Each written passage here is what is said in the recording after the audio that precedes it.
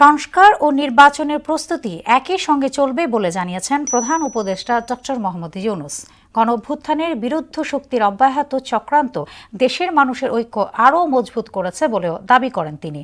রাজধানীর কৃষিবিদ ইনস্টিটিউশনে ঐক্য, সংস্কার ও নির্বাচন শীর্ষক জাতীয় সংলাপে ভিডিও বার্তায় ডক্টর ইউনূস এসব কথা বলেন। তিনি আরও বলেন, নতুন ভোটার হওয়ার বয়স 17 বছর হওয়া উচিত। এসইউ সেলিমের প্রতিবেদন। জাতীয় ঐক্যের লক্ষ্যে শুক্রবার রাজধানীর কৃষিবিদ ইনস্টিটিউশনে বেসরকারি সংগঠন forum for Bangladesh studies (FBS) দুদিনব্যাপী জাতীয় সংলাপ শীর্ষক অনুষ্ঠানের আয়োজন করে।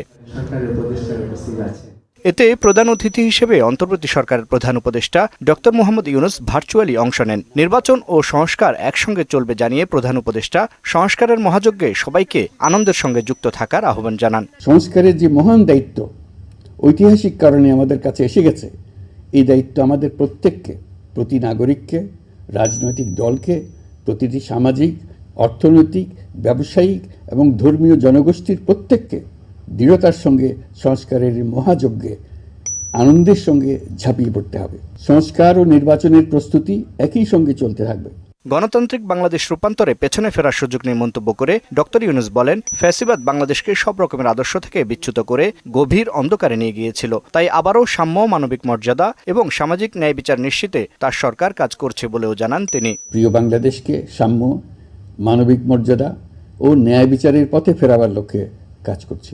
গণঅভ্যুত্থানের বিরুদ্ধ শক্তি আমাদের মধ্যে ভাঙন সৃষ্টি করার ক্রমাগত প্রয়াস চালাতে থাকায় আমাদের ঐক্য আরও মজবুত হচ্ছে।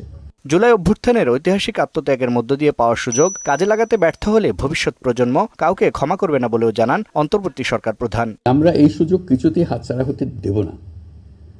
আমরা একতাবদ্ধভাবে এই সুযোগের প্রতিটি মুহূর্ত সর্বোত্তম কাজে লাগাবো। এসইউ সেলিম, মোহনা সংবাদ, ঢাকা।